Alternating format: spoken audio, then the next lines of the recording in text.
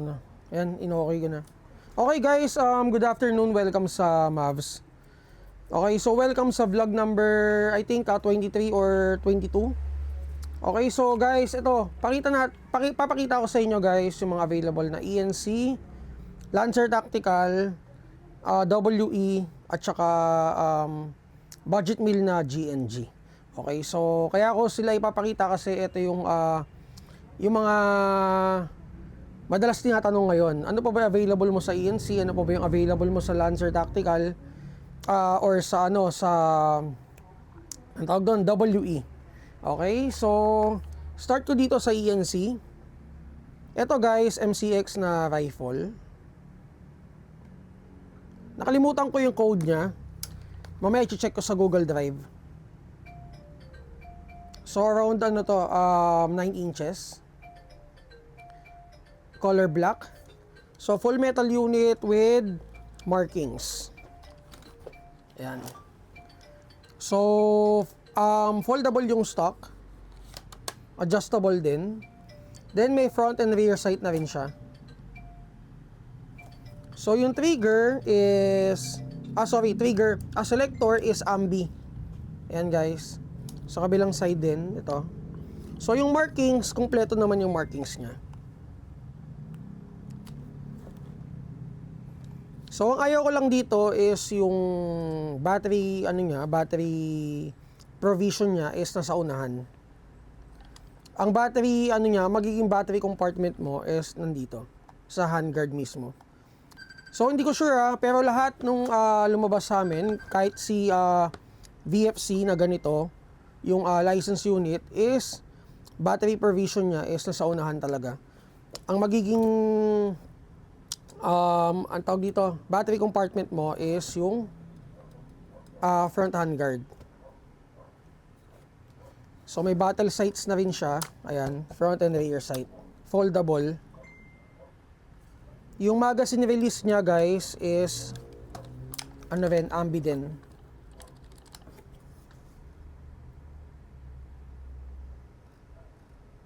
Wala na tayong nito, brown. Wala na, okay. So color black na lang. So kasi ngayon guys, honestly yung mga ENC natin sobrang tagal dumating. Hindi ko sure kung bakit. Hindi ko alam kung bakit. Pero ayun, natitirang stock na lang sa amin is yung mga papakita ko sa inyo ngayon. Okay, so FPS out of the box is around 420 to 430. Try natin i-test.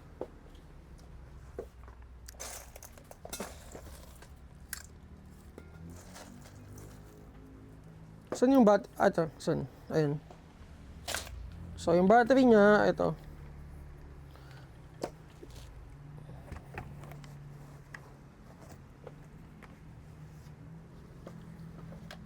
So medyo matagal-tagal din tayong hindi nakapag-video. I think mga around mga 2 weeks yan. Kasi chinek ko nung nakaraan, sana nga ako mag-video ko. Nakita ko yung last na video natin is yung army armament Sobrang tagal na nun. Teka, yun lang, magazine. So guys, ito gagamitin na lang natin yung Lancer Tactical magazine.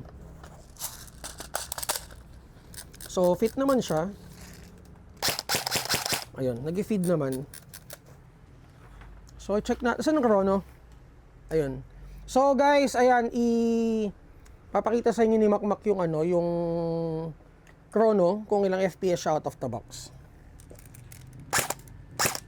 Lumalabas? Okay, ilan? 432.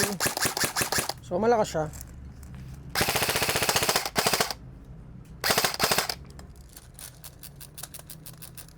So ito namang mga ganitong unit, hindi naman siya maarte sa magazine. Okay, chrono. Wala. Ayan. Okay, so 430 FPS talaga out of the box. So, si ENC pala is made in China. Pero to guys, hindi lahat ng gawang China hindi quality. So, isa si ENC sa mga quality and reliable unit sa market. And yun, quality. Nakita niyo naman guys, sobrang pulido ng pagkakagawa kay ENC. Though yon yung ano, yung ito guys, pag-usapan na rin natin. So yung EBBR or yung EBS unit ni ENC, honestly, honest take ko doon sa unit, okay naman yung outer niya, pero may mga units kami na nagka-problem eh. So hindi siya usual kay ENC. Kasi for example, sa 100 na ENC guys, isa lang magkaka-problema dyan. Totoo totoo to. Sobrang quality ni ENC. And isa yan sa mga favorite units ko kasi player din ako eh. So isa yan sa mga gusto kong unit na or talaga ma-recommend ko na unit sa iba, lalo na sa mga newbies dahil nga sa quality niya. So ayun, nagkaroon kami ng may mga nagkaroon na problem na EBS. So ayun, hindi ko pa siya totally ma-recommend kasi basta hindi, ano ba yung yung problema nung nakaraan? Parang pare-pareha sila, parang naiipit ba, no? Oo. Naiipit, di ba? So, ayun. Yung mga binalik sa amin dito, ni-return namin. So, ni-return namin sa supplier kasi nga yun nga nagka-problema. And, ayun, patingin nga no? Ayun. Eto guys, meron pa pala akong 15 inches na MCX, nakita ko. Oh, ayan. ENC yan, di ba? So, sa mga naghahanap, eto, meron pa pala akong 15, no? Eto guys, so mas mahabang version. Ayan, so isa pa to sa mga available na ENC namin ngayon. Ayan, color black. So mga 15 inches. Okay. So ayun guys, balik tayo dun sa nag-record? Okay pa? Kasi sa So ayun, hindi pa namin siya may-recommend since yun nga, ang dami naging problema last time for EBS unit. Okay, so next batch, check natin kung magiging okay na. So next na ipapakita ko sa inyo is the SIG MCX. Ito yung pinakamaikling version. So meron siyang front and rear sight na rin. Yung kanina, yung sights nun, battle sights, ito kay AC sights. Tapos iba yung yung stock niya. Ito metal to guys. Then plate. So yung selector niya is ambi din. So ayan, kabilaan. So yung bolt release niya is ambi din. Pati yung magazine release. So meron din sa kabila niyan. So yung chamber is rotary type chamber. And then guys, dun sa mga ENC natin, all the same internals. Kaya sila nagkakaiba sa FPS dahil sa inner barrel. So yung inner barrel nila, ayun, depende sa inner barrel or sa haba ng unit yung FPS output. Though may mga batch na kahit yung maikli nila malakas pa rin. So may mga ganung batch. So depende sa batch ni ENC. And then guys, ito lang din, address ko lang din, yung mga Glock natin or yung mga pistol natin, ENC, di ba kasi may mga iba-ibang kulay per model. For example, si Glock 17 meron siyang two-tone, LDE version, DE1, DE2. So guys, sa FPS, hindi siya nagkakaiba-iba. Sa GBB kasi, paano ba? Wala siyang eksakto. For example, unang putok ko kay Black na G17 is 300 FPS. Pwedeng yung ibang kulay niya is around that range, pero mas mataas ng konti. So, ganun talaga sa GBB. Wala talagang totaling eksakto. Talagang within the range. Kaya nga, di ba, pagka, for example, may customer dito, ano ba yung mga units nyo na for example, mag-recommend kami, ano ba yung mga units nyo na around ganitong FPS? For example, 350. Or tinanong kung ilang FPS yung mga pistol.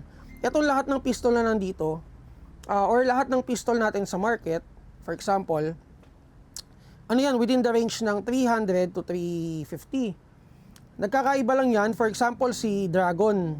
May Dragon unit tayo na mas mahaba compared dun sa standard size. Yun, siguro mga nasa 370 yun. Or for example, si G34, G35, yun medyo mas mataas yun compared dun sa mga standard.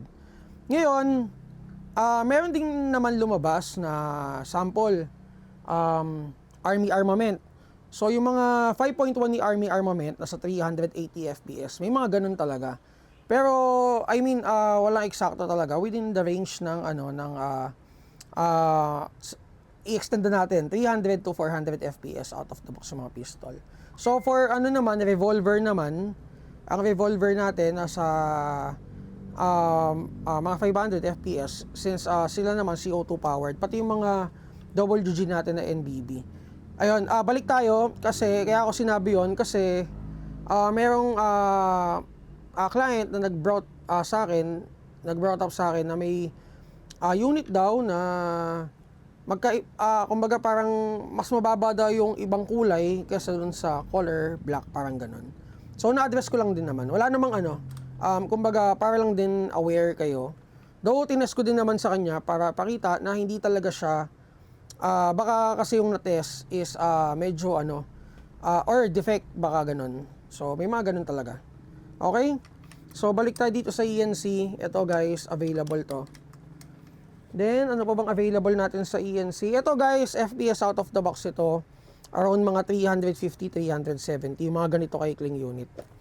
So ito, code is 901. So SR25. Ito guys, itong labas ng SR25 na to, ito yung version na may kasamang suppressor. So yung suppressor niya is around 10 inches or I think 11. So mga ganun, 10 to 11 inches. So kasi may SR25 guys na yung unit is walang kasamang suppressor out of the box. Itong version na to, yung bago, may kasama to guys. Available pa DE? O wala na? So, available na lang to in color black. So, yung markings, ayan, nakatakip yung markings. May marking siya. Pati dun sa handguard may markings.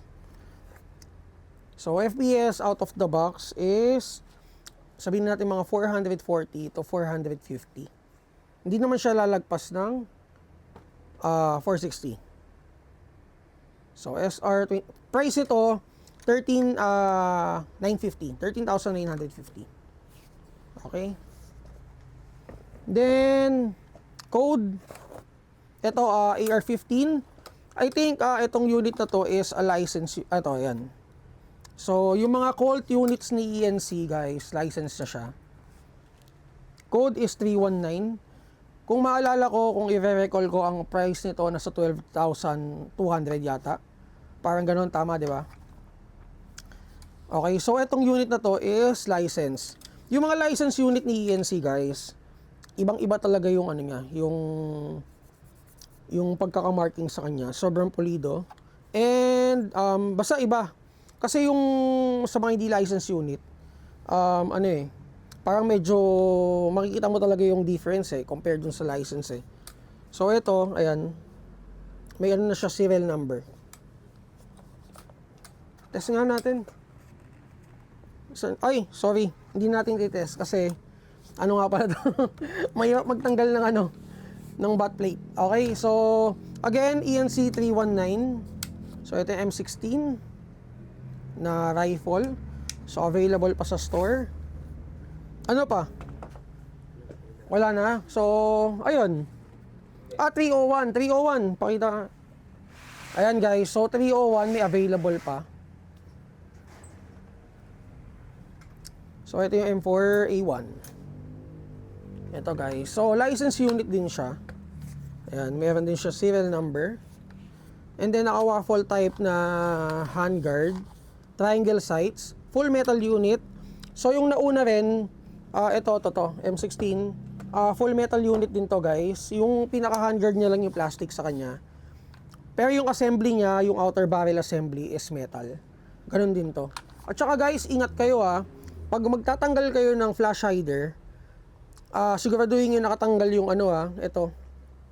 May maliit na tornilyo dito. So, tatanggalin ito. Bago nyo, i-twist.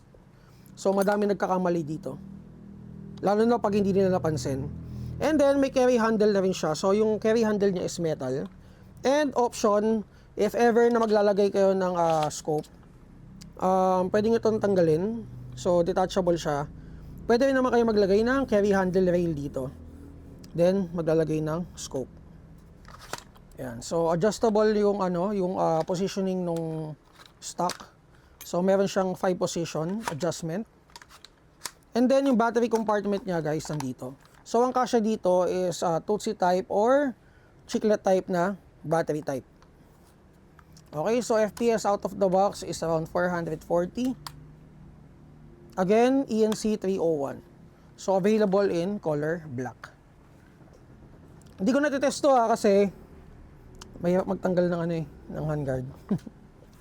Okay, so yun lang yung available namin sa ENC ngayon. Ngayon, punta naman tayo dun sa mga budget meal units natin. So, madalas tinatanong sa atin, ano pa ba yung mga budget meal units na available sa store? So, ayun, isa sa mga mare-recommend ko, guys, is the Lancer Tactical. Ayan. So, ito, Gen 2 ME. So, meaning, full metal unit siya. So, para dun sa mga baguhol lang or sa mga newbies ngayon, before, guys, merong nilabas din si Lancer Tactical na Gen 1, Gen 2, bago mag Gen 4. So, yung mga naabutan nyo ngayon is yung mga Gen 4 na Lancer Tactical. So, may mga Gen 2 kami, which is last year pa nilabas. Ito yung mga full metal. So, wala siyang ETU, regular reinforced na internals. Pero, ayun nga, full metal siya. And then, ang price is 10.5. Ang kagandahan dito, meron na siyang kasamang case. So, if ever na gusto nyo bilhin and ayun, gusto nyo makatipid, pwede nyo naman ibenta yung case, di ba? 2K din to, guys, or mabilis to sa 2K. So, may kasama na rin siyang sights. Ito yung case nyo. Ito, guys. So, before, may kasama talagang case yung mga Lancer Tactical. Pero I think, to maintain the price, yung price range na nasa 10,000, nasa 11,000, medyo nagbaba sila ng costing nila. So, cross-cutting sila siguro. Cost-cutting, sorry. Siguro, tinanggal nila yung case to retain yung, yung price na nasa ganung level na 10 to 12K or 11K, mga ganun. Kasi ngayon, guys, talagang out of the box, sobrang high-tech na talaga si Lancer Tactical. And ang daming features na pwedeng gawin. And may mga nilabas pa na Gate Aster ngayong taon. So, yun yung mga Predator. Pero wala na tayong stock nun. Okay, so balik tayo dito. LT19T, price is 10.5. Full metal unit with reinforced internal parts. So, naka-quick release system na rin. And naka 6.03 inner barrel. Inner barrel. So, yun yung tightness niya. Okay, so, yung haba niya is around mga 10 inches. Yung haba nung outer barrel niya is around mga 15 inches. And kung naghahanap kayo, pasok to sa DMR category, guys.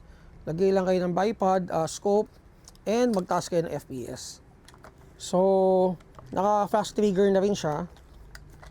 Range stock version 1 with 5 position din adjustment. So, may butterfly swivel na rin siya for sling attachment. Talagang sobrang sulit, guys, pag nag-Lancer Tactical kayo. And then, naka-rotary type chamber. So, test natin. May kasama na rin siyang .20 BBs.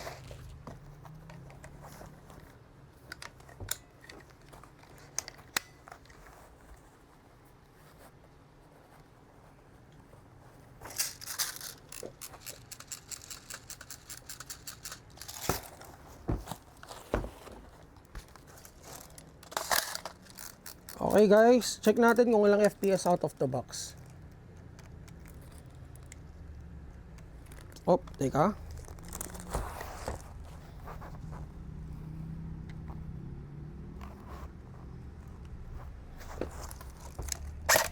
Ayun. Ilan? 402. Okay, so for trigger response, hindi siya pagod. Kasi may mga unit na alam mo yun, kahit na ang lakas naman ng battery mo, pagod pumutok. Ito, guys, hindi. So sa battery yan, guys, kasi Di ko, kanina pa kami nagtetest dito. Itong adapter namin, parang ano, parang niluluwa niya yung wiring doon sa loob. O, yan. Yan. Auto. Yan. So, for trigger response, maganda pa rin siya, guys. Yan, o. Okay, so again, LT19T G2ME. So guys, ito yung model na to, yung mga G2ME namin, I think meron siyang 4 na model pa. So ipapasulat ko by tomorrow for para makita nyo kung ano pa, or para malaman nyo kung ano pa yung mga ano. Chat lang kayo sa page namin. Sige, next is the Gen 4. So sa Gen 4, ito na lang, 'di ba? So guys, sa Gen 4, ito na lang yung stock na meron kami. So this one is the LT30TU. Ano siya? Gen 4. So si 30TU guys, yung front assembly niya is metal. And then yung receiver is polymer. So ito yung ano nyo, trigger response nyo. So hindi naman sila nagkakalayo ng G2ME. Pero kumbaga, ito mas mabilis lang ng onte. Tsaka mas ano siya, tawag dito, mas sensitive. And kagandahan dito, naproprogram mo siya sa gusto mong, kung anong gusto mong like 2 round burst, 3 round burst, 4 round burst, or binary. So ayun, pwede mo siya i-program ng ganun. And may mga nadagdag pa sa kanya. Saan na yun? Ito. Pakita ko na rin sa inyo, nandito na tayo eh. So ayan, may pre-cocking din siya. Sorry. Pre-cocking trigger mode. Sorry, ano pala yun? Mode pala yan. So ito, pakita mo na lang. So kahit na ilan na lang yan, para maingganyo kayo dun sa Lancer Tactical natin. Ayan. Okay, so yan yung mga yan yung mga program configuration niya. So ang ETU niya is Nebula 2. So ito na yung pinakabago. So again, Lancer Tactical Gen 4. So FPS out of the box is around mga 380. Test na lang din natin para makita nyo.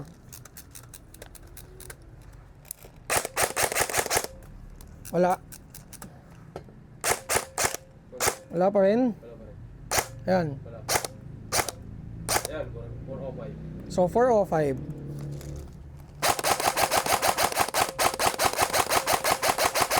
Sarap talaga. So yung mga ganitong unit guys, hindi kayo bibitinin nito lalo na pagdating sa yung alam mo ba yung nag-clash na kayo, mas palitan ng putok ba? Di ba? Kumbaga hindi ito papahuli kasi may mga unit like hindi ko na babanggitin. Medyo pagod yung yung I mean pag nagsabayan kayo ng putok, 'di ba? Sa sa field medyo parang bibitinin ka dun sa no? 'Di ba? So ito si Lancer Tactical quality, guys. Isa to sa mga mare-recommend din namin lalo na sa mga newbies. Though may mga guys ito ko lang din, i-open ko lang din. So sa mga kagaya nitong ETU or sabihin natin sa lahat ng products, meron talagang hindi talaga siya 100%. So we have to understand na yung unit is totally kahit anong brand, hindi talaga 100%. So may mga unit na or sample si ENC, 'di ba? Medyo mas okay compared dun sa iba. Parang ganun. Magkano? 71. So guys, wait lang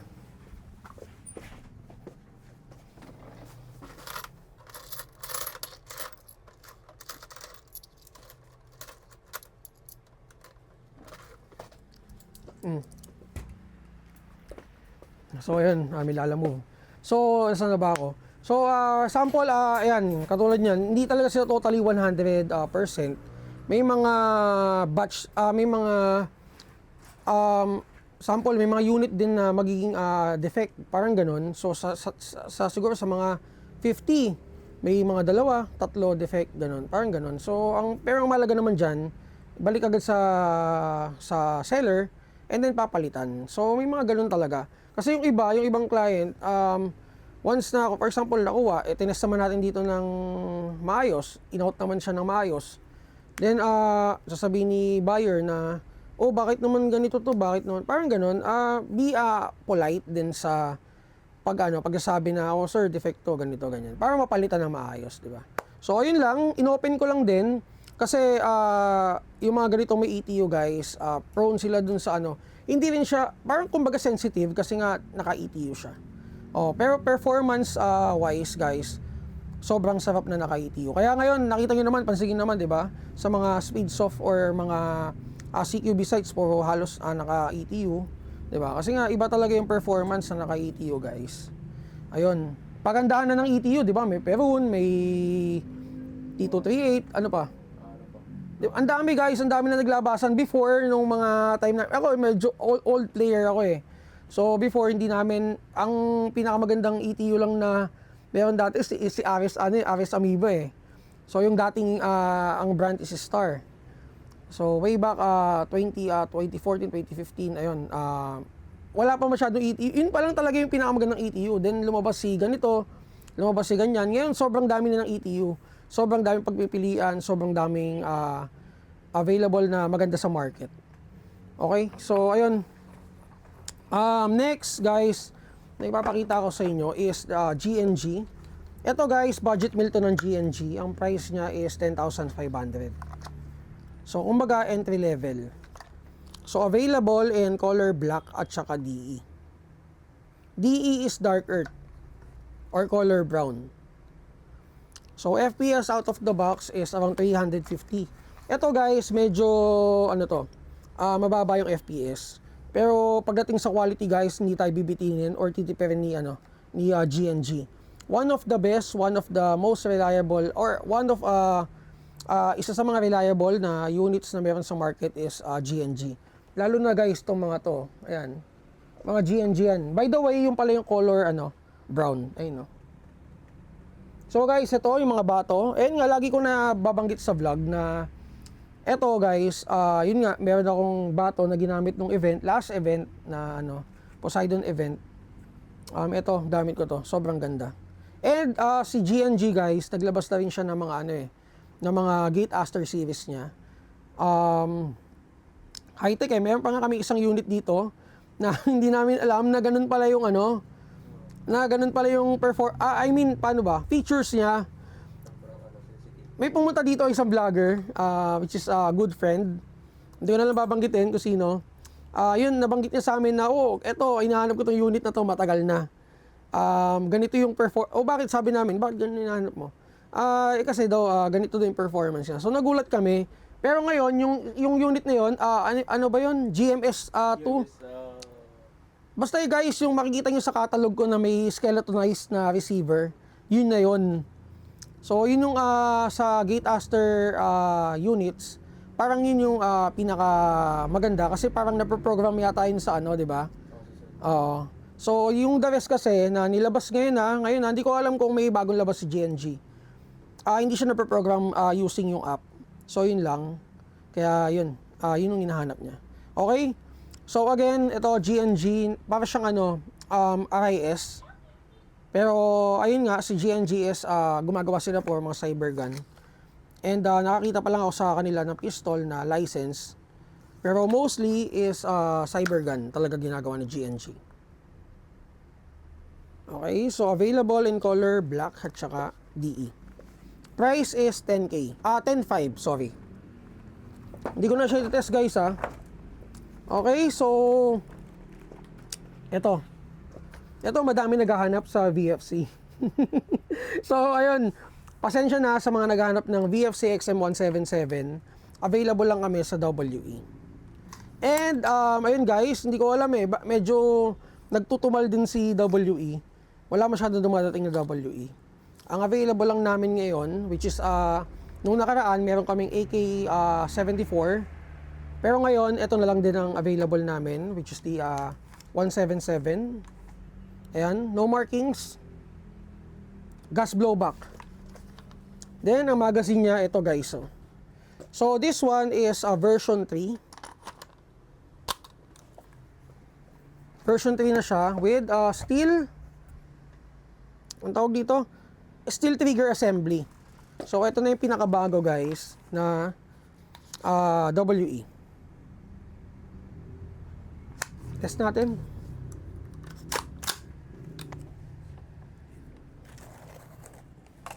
Ayan, test natin guys 425 FPS out of the box. Oh, nangyari.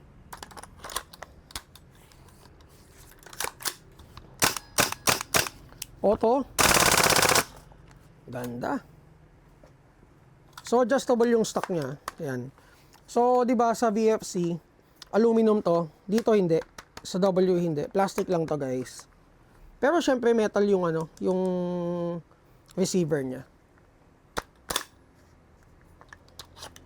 Okay, so that's it for this vlog. Ayun, siguro di na ako mangangako pero try natin by tomorrow vlog tayo ng ng iba pang units.